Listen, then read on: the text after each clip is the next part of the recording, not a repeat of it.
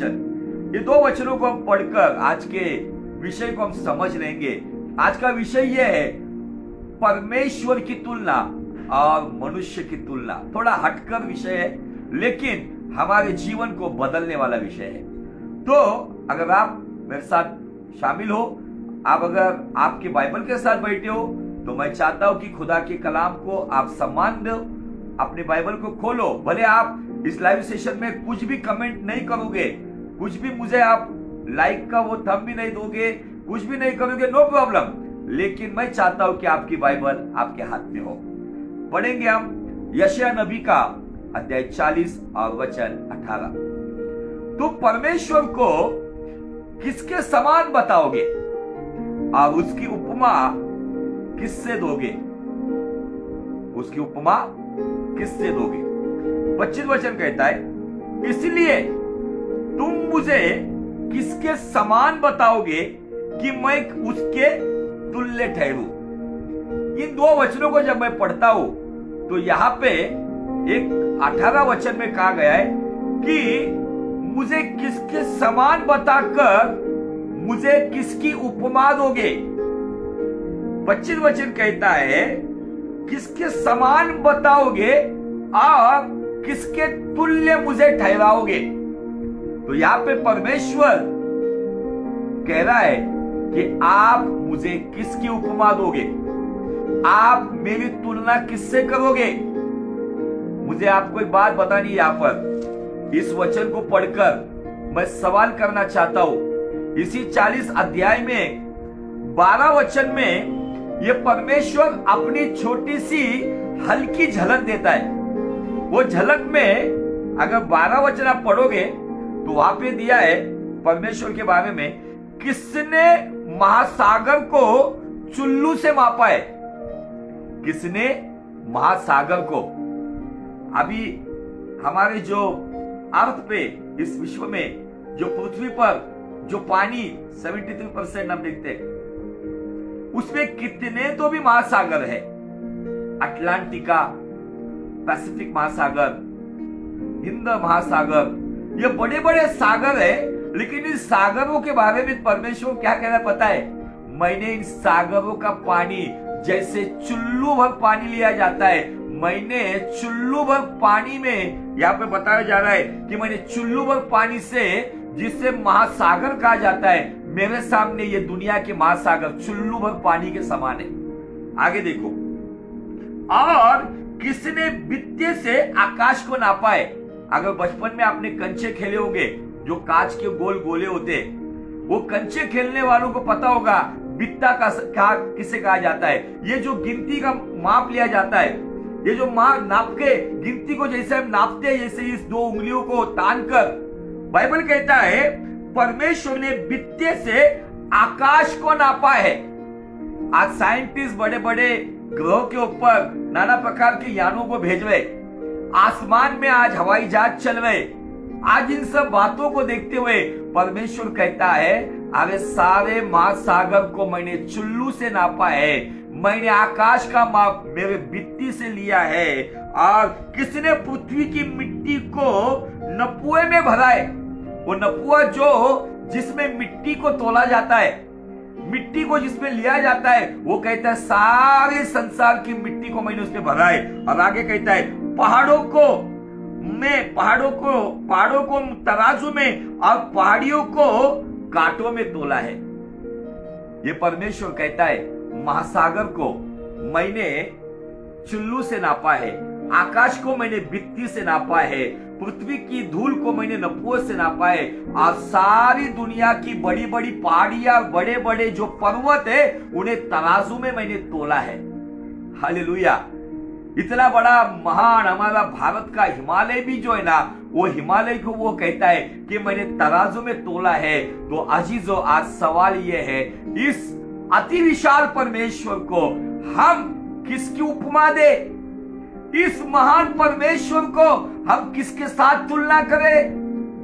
इस दुनिया में कोई माइकल लाल नहीं है जो हमारा जीवित परमेश्वर यीशु यहोवा परमेश्वर पवित्र आत्मा की तुलना किसी और चीज के साथ करे।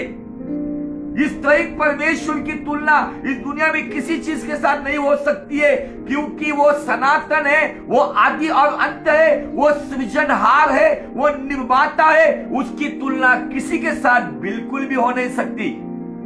आज संसार में हम देखेंगे जो मनुष्य अपनी कल्पनाओं से अपने परमेश्वर की तुलना कुदरती बातों से करता है।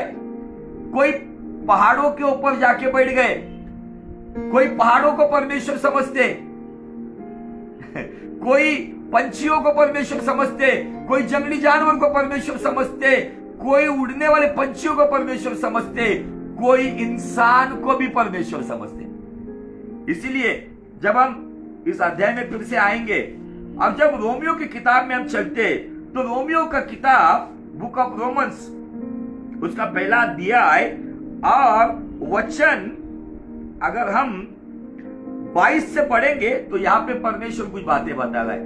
मैंने परमेश्वर की तुलना बताई। परमेश्वर कहता है कि मैंने महासागर को मेरे चुल्लू से मापा है, मैंने आकाश को बित्ते से नापा है, सारी सृष्टि के धूल को मैंने नपुए में लिया है, मैंने बड़ी बड़ी पहाड़ियों को तराजू और कांटों में तोला है। तुम मेरी तुलना किसके साथ करोगे? तुम मुझे किसके तुल्य समझोगे? आज इंसान ने परमेश्वर को अपनी बनाई हुई बातों में लाकर रख दिया है, लेकिन ये यीशु वो नहीं है कि जो मनुष्य की कल्पनाओं से रचा जाए। ये यीशु वो नहीं है जिसके बारे में बाइबल कहता है आकाश उसका सिंहासन है और पृथ्वी उसका पादासन है कोई माइकल लाल ऐसी मूर्ति बनाने के लिए?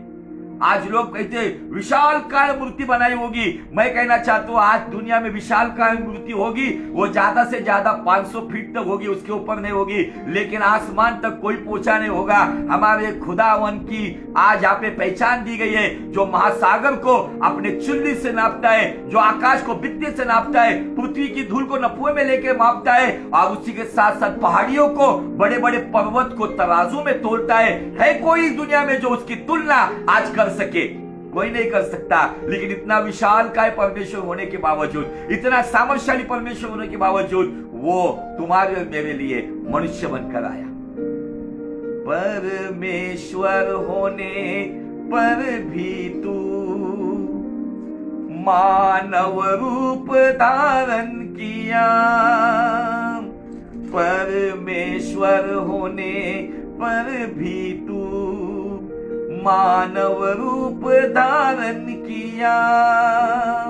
प्रभु तेरे इसी प्यार ने हमको दीवाना बनाया, प्रभु तेरे इसी प्यार ने हमको दीवाना बनाया।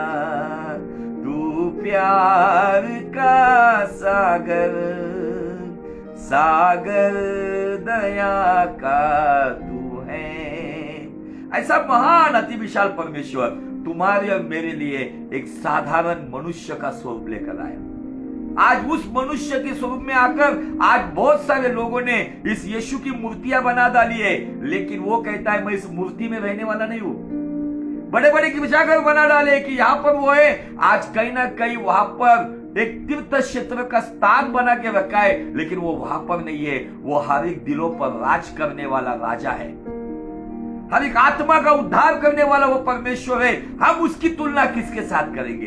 हमारे सोच से हम उसकी तुलना करते हैं, हम उसको कहीं पर लाकर रखते हैं। कोई फोटो फ्रेम में लेकर आता है, किसी की फोटो फ्रेम कागज की होती है, किसी की फोटो फ्रेम सोने चांदी की होती होगी, लेकिन मुझे आपको बताना है परमेश्वर की तुलना किसी से हो नहीं सकती।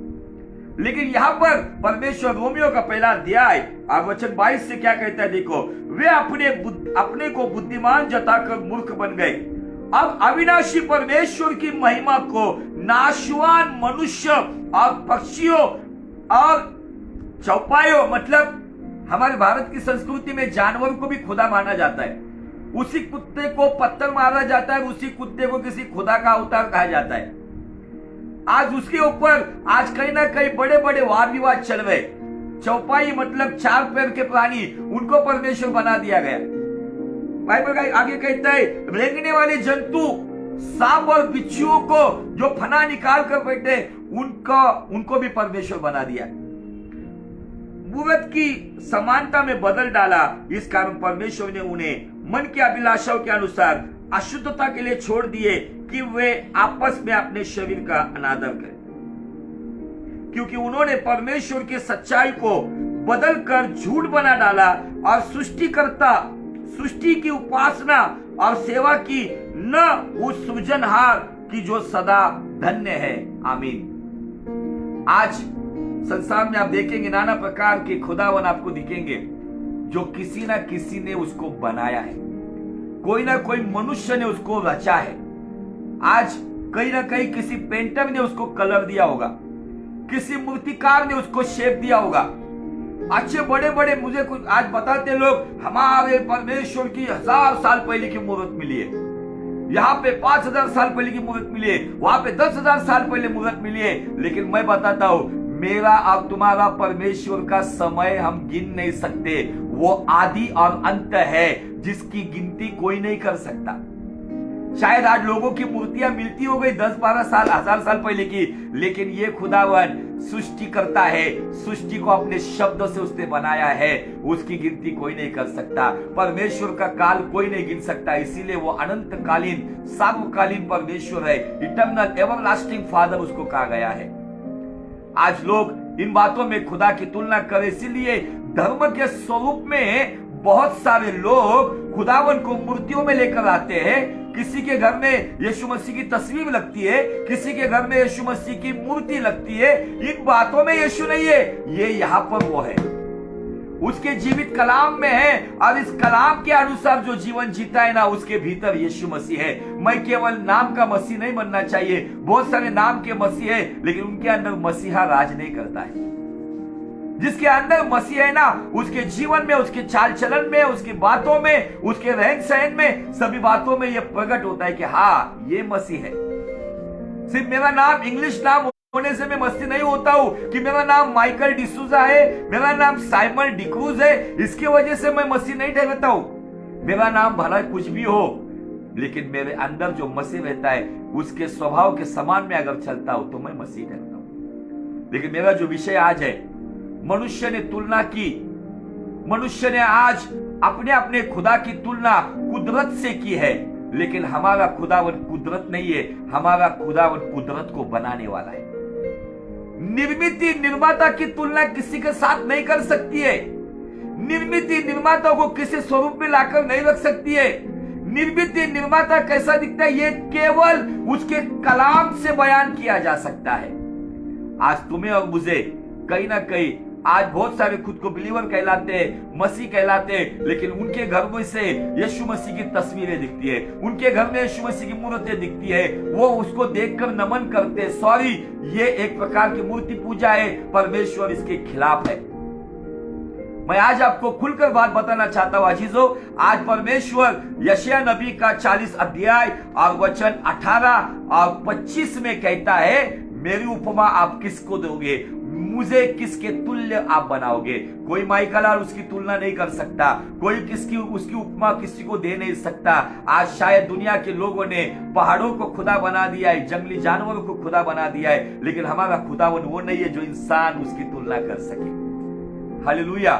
मैं इन 4 बातों में आपको बताया, फिर से एक बार बताना चाहता हूं, कुछ लोग नए लोग जुड़े। इसी यशायाह नबी का 40 अध्याय और वचन 12 में वो कहता है कि महासागर को मैंने चुल्ली में मापा है, मैंने आकाश को बित्ती से नापा है, पृथ्वी की धूल को मैंने नपुओं से तोला है, और दुनिया के सारे बड़े बड़े पहाड़ों को और बड़ी बड़ी जो बातें हम देखते हैं कि कुदरत में पहाड़ और बड़े बड़े जो एक शब्द वहां पे दिया गया है, हाँ, नपुओं से भरा पहाड़ों को तराजू में, अब पहाड़ियों को, मतलब छोटी पहाड़ी क्यों ना हो या बड़े बड़े हिमालय पर्वत के जैसे बड़े पहाड़ क्यों ना हो, उनको तराजू में तोला है। तो मुझे बताओ, आप उसकी तुलना किससे करोगे। आइज़ाया 66 वर्ष 1 में कहा गया है, स्वर्ग उसका सिंहासन, पृथ्वी उसका पादासन। जब वो स्वर्ग में बैठा है ना, तो उसके पैर पृथ्वी पर ढक गए। किसके साथ तुलना करोगे। कोई कहता है हमारे खुदा की इतनी बड़ी मूर्त बनी हुई है, इतने हजारों सालों से बनी हुई है, उनको जाकर बताओ हमारा परमेश्वर कैसा दिखता है। जाओ किसी मूर्तिकार को जाकर ये नाप दे दो, कहो कि वो महासागर जो दुनिया के जितने महासागर है, अटलांटिक महासागर हो, पैसिफिक महासागर हो, हिंद महासागर हो, अरबी महासागर हो, इन सारे महासागरों को मेरे परमेश्वर ने चुल्लू में नापा है, जाओ उसकी मूर्ति बनाकर लाओ।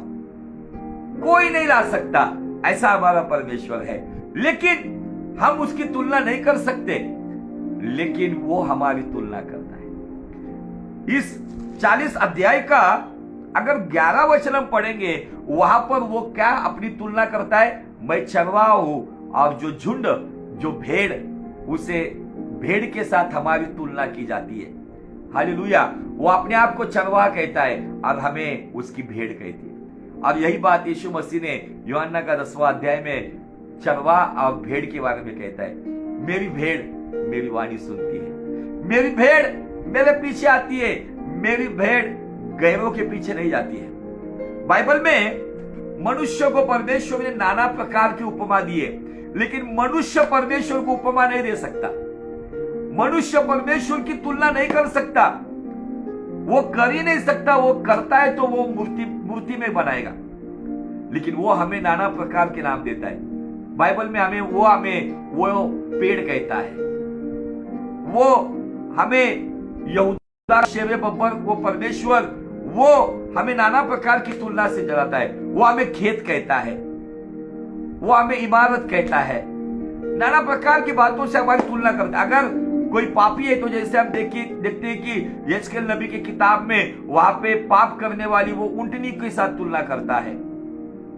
जैसे इस्माइल को उसने जंगली गधे के साथ तुलना की, नाना प्रकार के जानवरों के साथ, पापियों को नोचकर खाने वाले गिद्धों के साथ तुलना की है। नाना प्रकार की बातों में परमेश्वर ने इंसान की तुलना की है। लेकिन इस 40 अध्याय में खुदावन 2 सवाल करता है। 18 वचन में कहता है, मेरी उपमा आप किसको दोगे, मुझे किसके तुल्य मनाओगे। 40-25 में कहता है। लेकिन ये सब बातें होते होते परमेश्वर हमारी तुलना एक पंछी के साथ करता है। और आज मैं परमेश्वर हमें किस तुलनात्मक दृष्टिकोण में देखता है। निश्चय वो हमें भेड़ भी समझता है, निश्चय वो हमें खेत भी समझता है, वो हमें पेड़ भी समझता है। अलग अलग बातों में कहता है ना, जो पेड़ अपने सीजन में फल लाता है वो मेरा पेड़ है ना। वो हमें उस दाग की बारी में जो डालियां है उसके साथ हमारी तुलना करता है। अलग अलग बातों में हमारी तुलना वो करता है। अगर गलत राह पे चलते तो उन्हें अपनी छाट के पास लौटकर आने वाले कुत्तों के साथ तुलना करता है। अगर बार बार वही दिशा में पाप में गिरने वाले अगर कोई फीमेल है तो उसकी तुलना वो कीचड़ में जाकर धोने के बाद, धुलने के बाद भी कीचड़ में जाकर सोने वाली उस सुअरिन के साथ तुलना करता है। नाना प्रकार की तुलना हम देखेंगे, अच्छी भी तुलना है और बुरी भी तुलना है। लेकिन एक ऐसी तुलना इस 40 अध्याय की आखिरी में परमेश्वर हमारे साथ करता है। इस 40 अध्याय की शुरुआत में परमेश्वर नाना प्रकार की बातें यहाँ पे हमें बताता है, अपना स्वरूप बताता है। उसका स्वरूप आपने देख चुके हैं। तो मेरा सवाल ये, क्या आप उसको रोजरी में तुलना करोगे? क्या आप उसको मोमबत्ती लगाकर उसकी तुलना करोगे? क्या किसी स्टैचू के सामने खड़ा रहकर वो उसको परमेश्वर समझोगे? सॉरी, फिर भले किसी ने वो यीशु मसीह के जैसा पुतला बनाया होगा, लेकिन उसमें यीशु नहीं है। मेरे यीशु की पहचान यह है, वो महासागरों को अपने चुल्ली में लेकर, चुल्ली भर पानी, जैसा लोग डायलॉग दे, चुल्लू भर पानी में मर जा, चुल्लू भर पानी में सारे महासागरों को लेकर चलने वाला परमेश्वर, क्या उसकी तुलना किसी मूर्ति के साथ हो सकती है? आकाश को अपने बित्ती के साथ गिनने वाला परमेश्वर पूरी गैलेक्सी को, ब्रह्मांड को अपनी बित्ती से गिनने वाला परमेश्वर, क्या उसकी तुलना हो सकती है? नहीं हो सकती। लेकिन वो हमारी तुलना कर रहा है। और किस हालात में कर रहा है? बहुत सारी तुलना हमारे लिए की गई है, लेकिन एक बेहतरीन तुलना, एक बेहतरीन कंपैरिजन हमारे लिए यहां पर दिया गया है। आइए हम उसको देखेंगे। इसी यशायाह नबी का 40 अध्याय और वचन 31 पढ़ेंगे। परंतु जो यहोवा की बाट जोते हैं वे नया बल प्राप्त करते जाएंगे, वे उकाबों के समान उड़ेंगे, वे दौड़ेंगे, श्रमित ना होंगे, चलेंगे थकित ना होंगे। यहां पे हमारी तुलना किससे की गई पता है? उकाबों के साथ। ईगल, मराठी में गरुड़। और मैं उड़ीसा में था। उड़ीसा में जब मैं उकाब के बारे में कुछ बात बता रहा था, उड़ीसा में उड़िया लैंग्वेज में उकाब को बहुत अच्छा शब्द है और उस शब्द को मैं आपके सामने दोहराना चाहता हूं। उड़ीसा में उड़िया लैंग्वेज में उकाब को उत्कर्ष पक्षी कहा जाता है। उत्कर्ष पक्षी। हम हर एक व्यक्ति हमारे जीवन में उत्कर्ष चाहता है। उत्कर्ष का मतलब क्या? बढ़ोतरी, विकास। उड़िया में उकाब को उत्कर्ष पक्षी कहा गया है। और यहां पे बाइबल कहता है, इस अध्याय के अंत में परमेश्वर कहता है, तुम मेरी उपमा किसी को दे नहीं सकते हो, तुम मेरी तुलना किसी के साथ कर नहीं सकता है, लेकिन मैं तुम्हारी तुलना करता हूं। किन लोगों की तुलना करता हूं? जो लोग यहोवा की बाट जोते हैं, जो लोग यहोवा पे अपनी आशा रखते हैं, जो लोग अपने जीवन में किसी मनुष्य पे नहीं तो अपने परमेश्वर यीशु पर निर्भर है, जो अपने जीवन में किसी मनुष्य की आशा नहीं रखते तो जो लोग अपने यीशु की आशा रखते हैं, वे लोगों के बारे में बताया गया है कि वे लोग नया बल प्राप्त करेंगे उकाब के नाई। वो उकाब के नाई, बाइबल कहता है कि वो उकाब के समान उड़ेंगे। हालेलुया। क्या आप उकाब के समान उड़ना चाहते हो? परमेश्वर हमारी तुलना ना चिड़िया से करता है, ना कौवे से करता है, ना तोते से करता है। बहुत सारे पंछी कायनात में है, प्रकृति में है, बहुत सारे पंछी है, लेकिन सवाल यह है कि ये खुदावन आपकी और मेरी तुलना, जो यहोवा पे आशा रखते हैं, जो यहोवा की बाट जोते हैं, हमारी तुलना उकाब के साथ क्यों की जाती है? उसके पीछे कुछ गहरे राज छुपे हुए। उन गहरे राजों को, मेरे पास केवल 15 से 20 मिनट बचे, कुछ बातों के ऊपर मैं रोशनी डालना चाहता हूं। क्यों परमेश्वर हमारे जीवन में, जब हम थके हुए हालात में होते, जब हम श्रमित हो जाते हैं, जब हम निराश हो जाते हैं, अब हम कभी कभी इंसान के पास देखते, क्या कोई इंसान मेरी सहायता करेगा? क्या कोई मनुष्य मेरी मदद के लिए आएगा? लेकिन मुझे यहीं पर बताना है कि हम यहीं पर गलती करते हैं। इसकी आशा, परमेश्वर की आशा जो हम रखते हैं, बाइबल का परमेश्वर कहता है, परमेश्वर की आशा हमें लज्जित नहीं करती है। हमारे पास जो आशा है ना, वो जीवित आशा है। पतरस हमें कहता है, उस जीवित आशा पर अपनी आशा रखो। इस आशा के ऊपर जब मैं देखता हूं ना, तो मेरे सामने एक पुराना उकाब दिखता है, और उस पुराने उकाब का नाम है हमारा विश्वास का बाप अब्राहम। वो एक पुराना उकाब, लेकिन जवान था। उसके बारे में बाइबल कहती है कि वो यहोवा की बाट इस तरह से जोता था, आशा के लिए जगह नहीं थी। 100 साल का बुढ़ापा, 90 साल की उसकी पत्नी का बुढ़ापा, इस हालात में भी बाइबल कहता है उसने अभिवचन देने वाले, वो प्रतिज्ञा देने वाले को सच्चा माना, और 100 साल की उम्र में भी उसने यहोवा पर अपनी आशा रखी, उसने यहोवा की बाट जोई। इसीलिए उस बुढ़ापे में भी उसके अंदर उकाब की नई जवानी आ गई। हालेलुया। मुझे आज आपको बताना है अजीजों, शायद आपकी नौकरी छूट गई होगी, आपके परिवार में फाइनेंशियल प्रॉब्लम होंगे, आपके बच्चों में कुछ समस्याएं होंगी, आपके जीवन में ऐसे कुछ प्रश्न होंगे कि जो आप सुलझा नहीं पा रहे। आप कुछ मत करो, ना तो बल से, ना तो सामर्थ से, जो कुछ होगा खुदा की रूह से होगा। अगर आपके जीवन में खुदा की रूह काम करे, खुदा की रूह काम जब करेगी जब खुदा का कलाम आएगा। कायनात की सृष्टि की जो सृजनहार परमेश्वर ने जब उसको सृजा, तो सृजने के वक्त मुझे आपको बताना है, बाइबल कहती है, मैं ये बहुत बार बता चुका हूं, शायद इस पेज पे पहली बार होगा। अगर आप उत्पत्ति का पहला अध्याय के ऊपर अगर आप अध्ययन करोगे तो वहां पे हमें दिखता है, प्रारंभ में, शुरुआत में पृथ्वी बेडौल थी, अंधकार था और सूनी पड़ी हुई थी। पवित्र आत्मा, परमेश्वर का आत्मा जल के ऊपर मंडरा रहा था, लेकिन आत्मा होने के बावजूद भी पृथ्वी बेडौल थी, शेपलेस। पृथ्वी सूनी थी, अकेली थी, खाली थी। और पृथ्वी पर अंधकार था, darkness, emptiness, darkness and shapeless. ये तीन बात हमें वहां पे दिखती है। लेकिन बाइबल कहता है कि जब परमेश्वर का आदि में वचन था, वचन परमेश्वर के साथ था, सब कुछ वचन के द्वारा था। जब खुदा के मुंह से वो कलाम आया, कलाम और आत्मा जब एक हो गए, जो बेडौल पृथ्वी थी वो गोल हो गई, जो खाली पृथ्वी थी वो भर गई, जो अंधकार पृथ्वी थी वो प्रकाशित हो गई। इसीलिए मुझे आज आपको बताना है, आपके जीवन में शायद आपका जीवन बेडौल हुआ है क्या?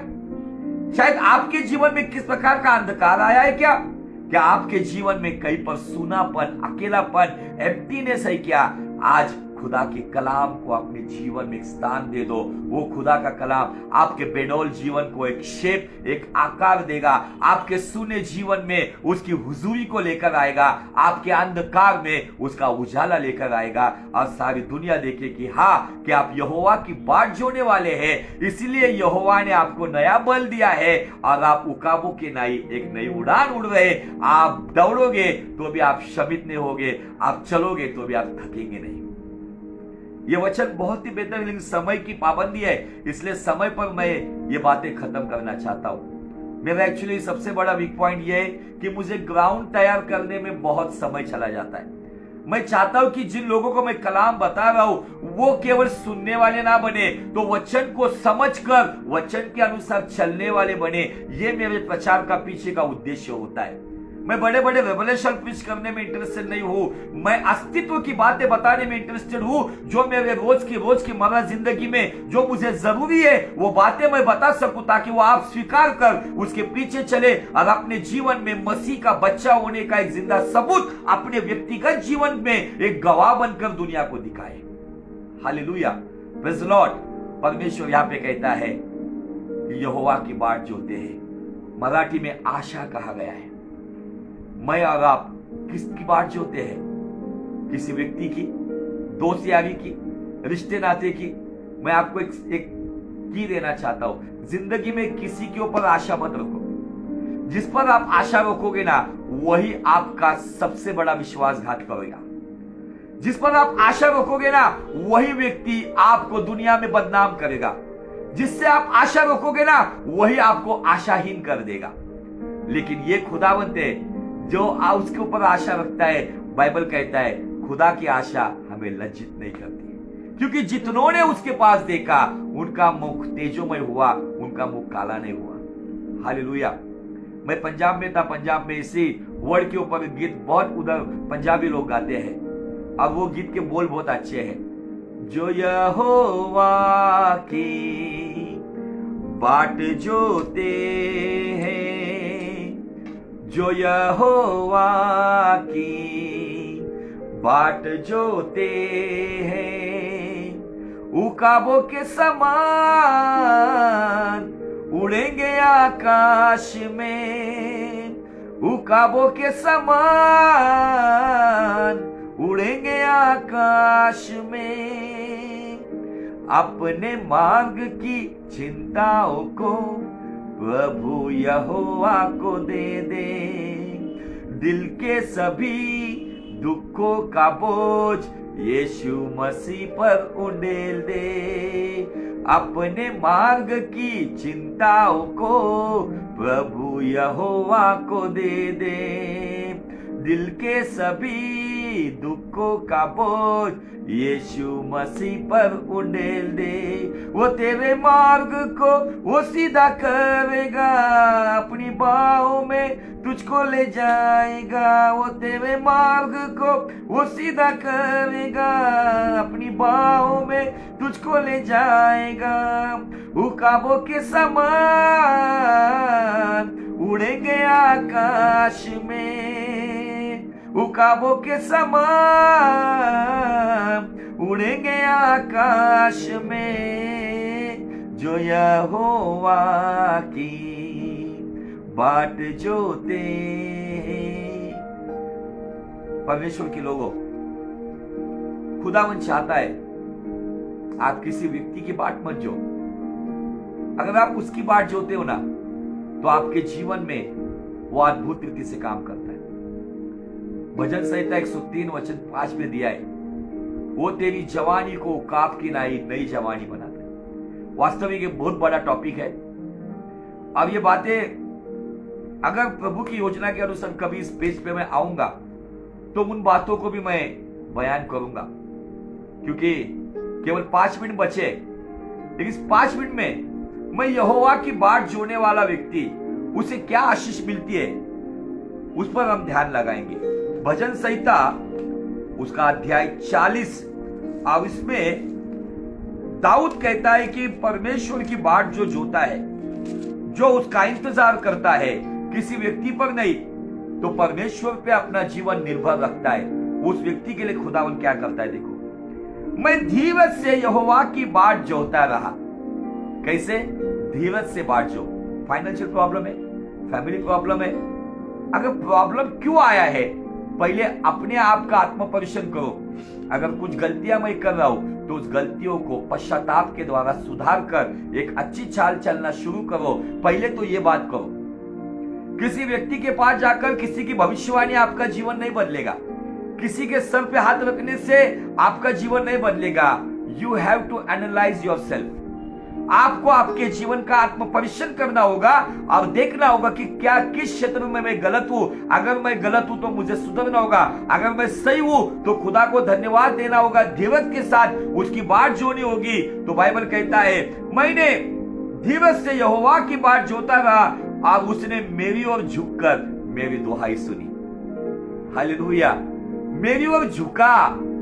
कायनात को बनाने वाला, जिसके चुल्लू में सारे विश्व के महासागर है, जिसने आकाश का माप भित्ति से लिया है, बड़े बड़े पहाड़ों को अपने तराजू में तोलने वाला परमेश्वर, जब मैं धीरज से उसकी बाट जोता हूं ना तो वो मेरी ओर मुड़ता है, मेरी ओर झुकता है।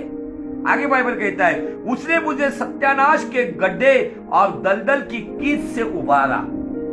शायद हालात ने आपको सत्यानाश की कीचड़ में, दलदल और कीच में शायद आपको फंसाया होगा, लेकिन जब मैं धीरज से यहोवा की बाट जोता हूं, उसके ओर निर्भर रहता हूं, तो बाइबल कहता है कि कीच से मुझे तो उबारता है।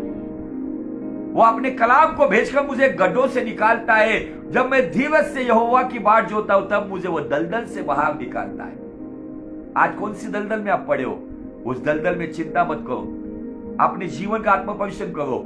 एक गहन पश्चाताप के द्वारा अपने जीवन को परमेश्वर को समर्पित करो। ये कलाम का परमेश्वर है। अगर उसने दाऊद को उस हालात से निकाला है तो दाऊद को निकालने वाला यीशु मसीह इब्रानी 13:8 के अनुसार कल, आज और युगान युग एक समान है। जो दाऊद को किच की नींव से निकाल सकता है, जो पौलुस को निकाल सकता है, वही परमेश्वर तुम्हें और मुझे भी निकाल सकता है। लेकिन उसके टर्म्स कंडीशन क्या है कि क्या मैं धीरज से यहोवा की बाट जोता हूं या मेरे श्रम को, मेरे ज्ञान को, मेरी ताकत को, मेरे लोगों को यह बात समझता हूं। मैं अगर दुनियादारी को अगर आशा लगाता हूं तो दुनियादारी की आशा मेरा सत्यानाश करेगी, लेकिन परमेश्वर की आशा मुझे सत्यानाश की कीच से, दलदल से और निश्चित मुझे बाहर निकालेगी। आगे देखो बाइबल क्या कहता है, उसने मुझको चट्टान पर खड़ा करके मेरे पैरों को दूर किया है। हालेलुया। वो केवल आपको कीच से, दलदल से, सत्यानाश के गड्ढे से निकालेगा नहीं, तो वहां से निकालकर मसीह कहलाने वाली चट्टान पर मेरे और आपके पैरों को, जो लड़खड़ाने वाले पैर, जो दुर्बल पैर, जो कमजोर पैर, उन पैरों को सामर्थ्य देकर मसीह कहलाने वाली चट्टान पर हमें दूर करेगा। हालेलुया। मुझे उकाब के बारे में एक 9 से 10 पॉइंट बताने थे, लेकिन वो बहुत ही बड़ा टॉपिक हो जाएगा। मुझे पता नहीं, आज का समय भी बहुत जल्दी चला गया। हालांकि मैंने एक ही गीत गाया, लेकिन समय बहुत दौड़ रहा है। ये साइन है हमारे लिए। अगर समय बहुत जल्दी दौड़ रहा है तो इसका मतलब यीशु मसीह भी बहुत जल्दी आ रहा है। और यीशु मसीह हमें उकाब के साथ हमारी तुलना क्यों करता है पता है? उकाब के साथ तुलना करने के पीछे का मकसद यह है कि परमेश्वर ने हमें पतरस की किताब में, जहां पर हम हमेशा इस वचन को कोट करते हैं कि हम राजकीय याजकगण, हमें और आपको राजकीय याजकगण कहा गया है, रॉयल प्रिस्ट। हम राजाओं के अभिषेक में आते हैं।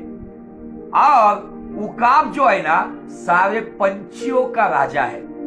और परमेश्वर हमें उकाब की नहीं ऊंची उड़ान क्यों देता है पता है?